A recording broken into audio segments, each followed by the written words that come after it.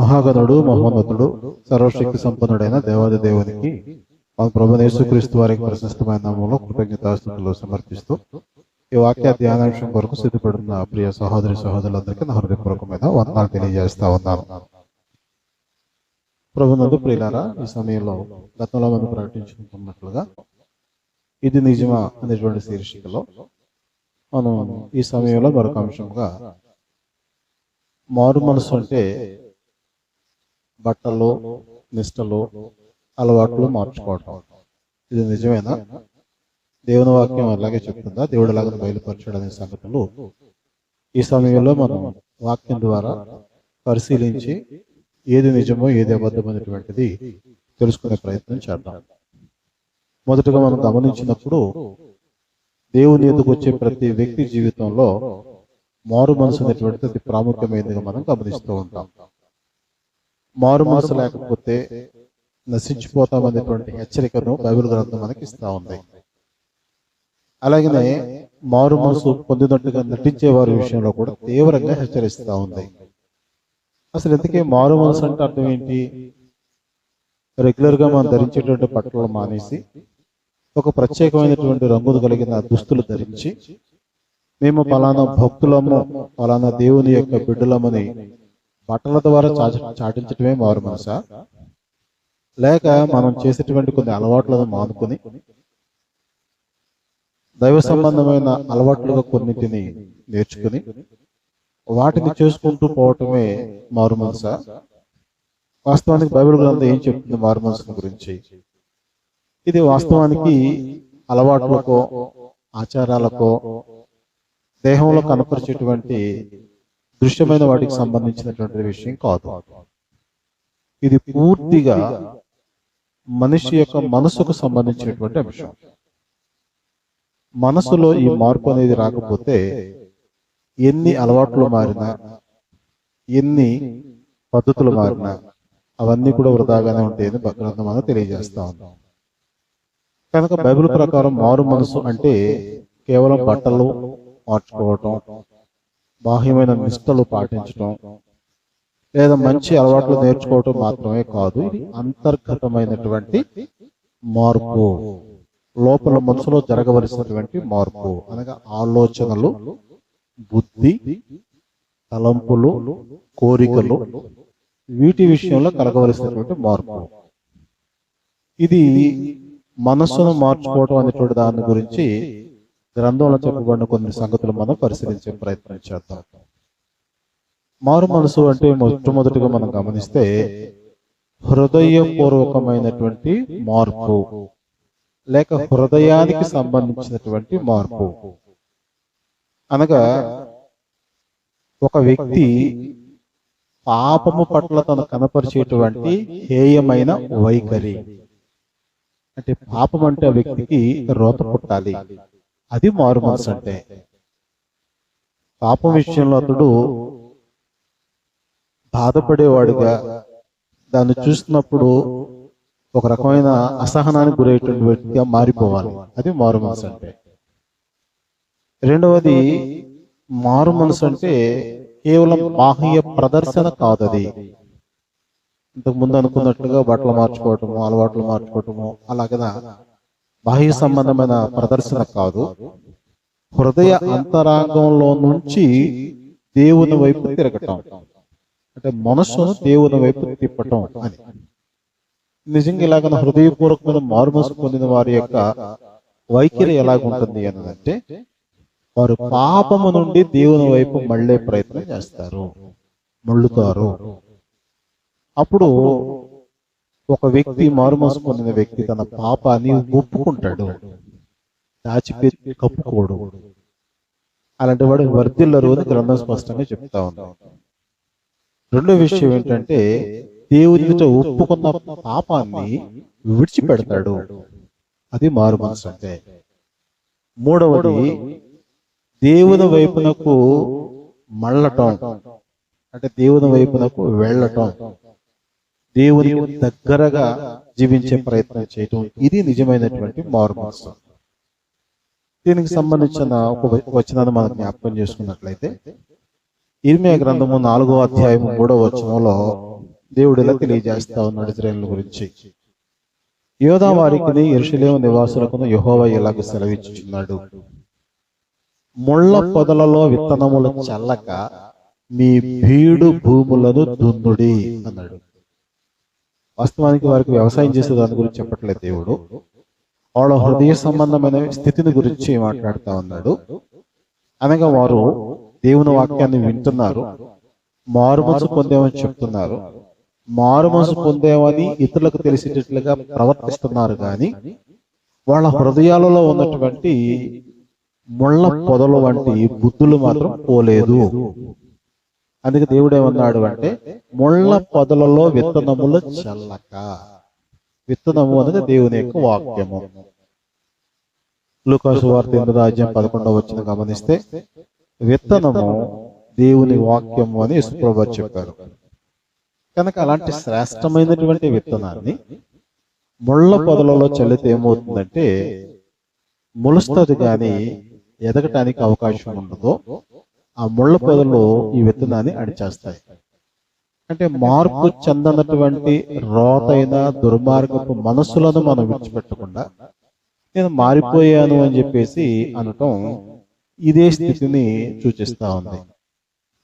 కనుక మనం గమనిస్తే మొదట ముండ్ల పొదల వంటి చిక్కించుకొని ఇబ్బంది పెట్టి హానికరంగా తమ జోలుకు వస్తే ఇబ్బంది కలిగించేటువంటి ముండ్ల పొదల వంటి బుద్ధి మారకుండా ఎంత వాక్యాన్ని విన్నా ఆ వాక్యాన్ని నేర్చుకుని బట్టి పట్టినా దానివల్ల ప్రయోజనం ఏమీ ఉండదు. కనుక దేవుడు తెలియజేస్తున్న మాట ఏంటంటే, మీ బీడు భూములను దున్నండి. గమనించండి, భూమి అదంటే హృదయానికి సూచన. కనుక హృదయాన్ని వాక్యం అనేటువంటి విత్తనం వేసి మనం ఫలింప చేయాలనుకుంటే దాన్ని దున్ని దానిలో ఉన్న ముళ్ళ పొదలను, గచ్చ పొదలను, బలు రక్కేస చెట్ల వంటి వ్యర్థమైనటువంటి వాటిని తీసివేసి ఒక మంచి నేలన అనగా మంచి ఎలాంటి అపరిశుద్ధత గాని అయోగ్యత గాని లేనటువంటి మంచి మనసుతో వాక్యాన్ని వింటే అది నిజంగా హృదయపూర్వకమైన మారు మనసు అవుతుంది. కనుక అలాగన జీవించేదానికి దేవుడు మనల్ని ఆహ్వానిస్తా ఉన్నాడు. కనుక ఈ హృదయపూర్వకమైనటువంటి మారు మనసు అనేది లోపల బయలుదేరకుండా మనం పైన ఎన్ని మాటలు చెప్పినా హృదయంలో ఉన్న దానిని బట్టి బయటికి మన ప్రవర్తన గాని మాటలు గాని అన్ని రకాలైన యాక్టివిటీస్ మనం చూస్తూ ఉంటాం. కాబట్టి రెండో విషయాన్ని మనం గమనిస్తే మారు మనసు అంటే నూతనమైన స్వభావాన్ని ధరించుకోవటం. గమనించండి, అంటే ఇప్పుడు ముందు చెప్పుకున్నట్లుగా ముండ్ల పొదల వంటి బుద్ధులను తీసివేసి నూతనమైనటువంటి తలంపులను, ఆలోచనలను, బుద్ధిని ధరించుకోవాలి. అది ఎలాగూ అంటే పాత అలవాట్లను వదిలివేయటం అని అంటే పాత బట్టలు విప్పేసినట్లుగా మనం అలవాట్లను విప్పి పారేయాలి. క్రీస్తు స్వభావాన్ని మనం ధరించుకోవాలి. అంటే కొత్త బట్టలు ధరించుకున్నట్లుగా క్రొత్త మనసు అనగా క్రీస్తు మనసు మనం ధరించుకోవాలి. ఇక్కడ కూడా మళ్ళా మార్పు చెందిన నా హృదయం, మారు మనసు పొందిన నా ఆలోచన ఇవన్నీ పనికిరావు దేవుని దగ్గర. క్రీస్తు యొక్క మనసు మనం కలిగి ఉండటానికి ప్రయత్నం చేయాలి. అందుకని మనం గమనిస్తే ఎఫెసీయులకు రాసిన పత్రిక 4వ అధ్యాయము 22 నుంచి 24 వచనాల్లో వాక్యంలో ప్రాముఖ్యంగా ఏం చెప్తా ఉన్నాడంటే, మీ మునుపటి ప్రవర్తన విషయమైతే మీ ప్రాచీన స్వభావమును విసర్జించి అంటాడు. ప్రాచీన స్వభావముగా బుద్ధి, ఆలోచన దాన్ని విసర్జించాలి అన్నాడు. విసర్జించటము అంటే నాకు పనికి రానిది, నాకు హానికరమైనది, దాన్ని నేను విడిచిపెట్టేయాలి, వదిలివేయాలి, దాని వైపు మళ్ళీ ఎప్పుడు చూడకూడదు అనేటువంటి స్థితి విసర్జించడం. విసర్జించి నవీన స్వభావాన్ని మనం ధరించుకోవాలి అన్నాడు. ఈ విసర్జన జరగకుండా నవీన స్వభావం ధరించుకోవడం సాధ్యం కాదు. అనగా పాతది పోకుండా క్రొత్తది ప్రవేశించడం సాధ్యమయ్యే పని కాదు. కాబట్టి మారు మనసు అంటే అర్థం ఏంటంటే ఒక ఆత్మ సంబంధమైనటువంటి పునరుద్ధరణ. పాడైపోయిన నీ ఆత్మను, పాడైపోయిన నీ యొక్క మనస్సును, భ్రష్టు పట్టినటువంటి నీ హృదయాన్ని శుద్ధి చేసుకొని దానిని వ్యర్థతంతా తీసేసి ఆత్మను మలినం లేకుండా కాపాడుకోవటానికి ఇష్టపడేటువంటి మనసే మారు మనసు. ఇలాగన మనం గమనించి నిజంగా అలాగన మనం నూతన స్వభావం ధరించుకుంటే ఏం జరుగుద్ది అని అంటే ఎఫెసీ పత్రిక 4:3 అంటాడు, మీ చిత్త వృత్తి యందు నూతన పరచబడిన వారై అంటాడు. చిత్త వృత్తి అని అంటే ఆలోచించే స్టైలు లేక ఆలోచన విధానం, ఇది నూతన పరచబడాలి. అనగా మరలా పాత బుద్ధులే, పాత మాటలే, పాత క్రియలే ఇవన్నీ కనపడితే మనం నూతన పరచబడినట్లు కాదు. కనుక ఇక్కడ మనం గమనిస్తే తప్పిపోయిన కుమారుడు ఉదాహరణకి గతంలో తండ్రితో ఉన్నా గానీ మారు మనసు లేకుండా ఉన్నాడు, లోకాన్ని నడిపించాలనుకున్నాడు. కానీ తరువాత అతనికి మారు మనసు వచ్చింది, తండ్రి దగ్గరికి పోవాలన్న మనసు వచ్చింది. ఆ మనసు వచ్చినప్పుడు పాత స్థితిని అంతటిని వదిలిపెట్టుకుని ఒక పనివాని వలె, ఒక దాసుని వలె, ఆ ఇంటిలో నాకు ఇంత స్థానం సంపాదించుకున్నా చాలు అనేటువంటి మారు మనసుతో వచ్చాడు. అలాగని సమర స్త్రీని మనం గమనిస్తే ప్రభువును కలుసుకునేంత వరకు ఆమెకు ఎలాంటి జీవితం ఉందో మనకు తెలుసును. కానీ ప్రభువును కలుసుకుని ఈయనే మెస్సయ్య అని గుర్తించిన తర్వాత తన కుండను అక్కడ విడిచిపెట్టే సందర్భాన్ని మనం చూస్తాం. కుండ మన ఘటమునకు సూచన, మన ప్రాణానికి సూచన. అనగా తన పాత స్థితిని అక్కడ విడిచిపెట్టేసింది అని దాని అర్థం గమనించాలి. మూడవది, నిజంగా మారు మనసు నూతన స్వభావం ధరించుకున్న వారిలో జక్కయ్య ఉంటాడు, పొట్టి జక్కయ్య అంటాం మనం. ఈయన కూడా ఇజ్రాయేలీయుడు అయినప్పటికీ తన జీవితంలో ఎలాంటి అక్రమమైనటువంటి విధానం ఉందో మనకు తెలుసున్నాం. కానీ ఎప్పుడైతే ప్రభువును చేర్చుకున్నాడో, ప్రభువు తన ఇంటిలోనికి వచ్చాడో, ప్రభువు అడగక ముందే ఆయన అంటున్నాడు, నేను ఎవరి దగ్గరైనా అన్యాయంగా తీసుకుంటే వారికి 4 వంతులు చెల్లించేస్తా, నా ఆస్తిలో సగము బీదలకు పంచిపెట్టేస్తా. ఇది కదా నూతన స్వభావం అంటే, మారు మనసు అంటే. రోజు ఎక్కడుందో, ఎవరి దగ్గర ఉంది ఇది? మూడో విషయం మనం గమనిస్తే, మారు మనసు అంటే కేవలం విచారించడం కాదు, అనగా చేసిన తప్పుకు బాధపడటం మాత్రం కాదు. ఆ బాధ దైవ చిత్తానుసారమైనటువంటి మార్పునకు దారితీయాలి. అనగా నిజంగా నేను తప్పు చేశాను, పాపం చేశాను, దేవునికి దూరం అయిపోయాను, శాపాన్ని సంపాదించుకునే బాధ నీకు కలిగితే ఆ బాధలో నుంచి నేను దేవుని వైపుకు మళ్ళాలనేటువంటి ఒక మార్పును తీసుకుని రావాలి.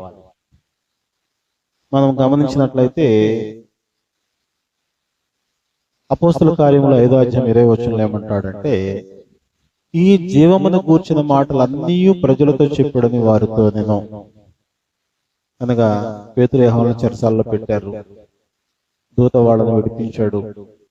కానీ తర్వాత మళ్ళా వాళ్ళని ఏమంటున్నాడంటే, ఈ జీవమును కూర్చిన మాటలు మీరు ప్రజలతో చెప్పండి, ఆగొద్దు అన్నాడు.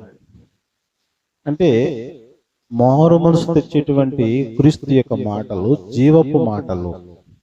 మారు మనసు లేని వ్యక్తి జీవానికి వెలపట, మరణానికి దగ్గరగా ఉన్నాడని.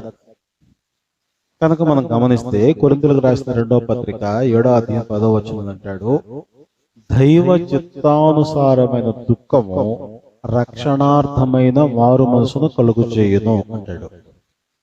నిజంగా నీ యొక్క మారు మనసు దైవ చిత్తానుసారమైనదైతే, నిజంగా హృదయంలో నుంచి మార్పు మొదలైతే, అది రక్షణార్థమైనటువంటి స్థితికి నిన్ను నడిపించాలి. అంటే క్రీస్తు దగ్గర రక్షణ పొందటానికి మనం సిద్ధపడినట్లుగా ఉండాలి. ఒకవేళ అది లేదు అని అంటే మనం సరైన మారు మనసు పొందినట్లు కాదు. అలాంటి వారు కూడా బైబిల్ గ్రంథంలో చాలా మంది ఉన్నారు. మారు మనసు పొందినట్టు నటించి భక్తులుగా ప్రదర్శించి ప్రజలను నమ్మించి భక్తుగర్లా బాగుంటే వీళ్ళే అనేటట్టుగా దేవుని తమ యొక్క ప్రతిభను కనపరుచుకున్న వాళ్ళు కూడా ఉన్నారు. కానీ అటు వారందరినీ కూడా దేవుడు ఫిల్టర్ చేసేస్తాడన్న విషయం మనకు కూడా తెలుసు. కనుక నిజమైన మారు మనసు అంటే ఒకటి హృదయపూర్వకమైనటువంటి మార్పు, అనగా పాపము నుండి దేవుని వైపు తిరగటం. నిజమైన మారు మనసు అంటే పాత స్వభావాన్ని విసర్జించి నూతన స్వభావాన్ని ధరించుకోవటం. మూడవది, బాధపడటం మాత్రమే కాదు, బాధను రక్షణార్థంగా మలుచుకోవటం. నాలుగో విషయం ఏంటంటే, మారు మనసు అంటే నిజమైనటువంటి జీవితానికి సంబంధించిన క్రియలు చేయటం. మారు మనసు పొంది పాతయన్ని మానేశాను, నేను కొత్త ఏమి చేయను అంటే మాత్రం ఇది మారు మనసు, సరైన మారు మనసు కాదు. అందుకని మనం గమనిస్తే మత్తయి సువార్త 3వ అధ్యాయము 6-7 వచనాలు మనం గమనించినప్పుడు, బాప్తిస్మం ఇచ్చే యోహాను దగ్గరికి అనేక మంది సద్దూకయ్యులు, పరిసయ్యులు బాప్తిస్మం పొందడానికి వస్తున్నారు. వారిని ఈ రీతిగా అతను గద్దించాడు. సర్పసంతానమా, రావో ఒకరు తప్పించుకోవడం మీకు బుద్ధి చెప్పినాడు ఎవడు అని చెప్పేవాడు. తన మాట ఏంటంటే, మారు మనసుకు తగిన ఫలము ఫలించండి అన్నాడు. అంటే వాళ్ళు ఫలాన్ని ఫలించేదానికి సిద్ధంగా లేరు, కానీ మారు మనసు పొందే మేము కూడా బాప్తిసం పొందాం అని రావడానికి సిద్ధపడ్డారు. మారు మనసు తగినటువంటి జీవితం లేని బ్రతుకెందుకు? బాప్తిసం పొందితే ఏంటి, బురదలో పొర్లితే ఏంటి, ఏదైనా ఒకటి అవుతుంది. కాబట్టి మనం గమనించినప్పుడు మారు మనసు తగిన క్రియలు లేకపోతే అది మారు మనసే కాదు. మారు మనసు పొందితే దాని తగిన క్రియలు మనకి కనబడతాయి. ఇంతకు ముందు మనం చెప్పుకున్నటువంటి మార్పు చెందిన వారి యొక్క జీవితాలు మనం గమనిస్తే, తప్పిపోయినటువంటి కుమారుడు తండ్రి దగ్గరకు వచ్చి, తండ్రి నేను నీ కుమారుల్లో కుమారుడిని కాదు, నీ ఇంటి దాసులలో పనివారులు నన్ను ఒకడుగా చేర్చుకో అన్నాడు. అది కదా నిజమైన మారు మనసు. అలాగనే సమర స్త్రీ ఏం చేసిందంటే, ఆమె కుండను విడిచిపెట్టడమే కాదు, ఊర్లోకి పరిగెట్టుకెళ్ళి, నేను చేసినవన్నీ నాతో చెప్పినవన్నీ నేను చూశాను, మీరు కూడా రండి అని ఇతరుల మార్పునకు ఆవిడ ప్రయాసపడటం మొదలెట్టింది తప్ప తన పాపాలు కప్పు పెట్టుకుని ఎట్టానే ఒక్కదాన్ని హాయిగా బతికేయాలని మాత్రం ఆలోచన చేయాల. జకయ్య కూడా మనం గమనిస్తే, అతడు అన్యాయంగా సంపాదించింది ఇచ్చేస్తాను, తిరిగి ఇచ్చేస్తానని చెప్తూనే వేదలను కూడా నేను కనికరిస్తాను అని చెప్పాడు. ఇది కదా మారు మనసు తగిన ఫలం. బతుకు మారింది, పనులు మారాయి. కనుక ఈ ఆలోచనలోనూ, మనసులోనూ, మాటల్లోనూ, క్రియల్లోనూ, బ్రతుకుల్లోనూ మార్పు కనబడితే భక్తి కూడా లేఖనానుసారమైన విధానంలో వస్తుంది. లేదు అంటే మన బ్రతికి ఎలాగుంటుందంటే, గుడిలో గుండ్రంగా బయట బల్లపరుపు అనే చందాన మన జీవితాలు కనబడతాయి. వాటి వల్ల దేవునికి అవమానమే తప్ప ఏమి సంతోషం ఉండదు. దానివల్ల మనం సాధించేది కూడా ఏమి ఉండదు.